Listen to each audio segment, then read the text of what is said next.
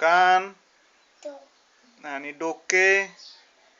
डोकं कुठं आहे? हा. तोंड कुठं आहे? आणि होठ कुठं आहेत? होठ. होठ. हा. डोळे कुठं आहेत? डोळे. हात कुठं आहेत? पाय कुठं आहेत? पायाला हात लावायचा. पोट कुठं आहे? आणि नाक कुठं आहे?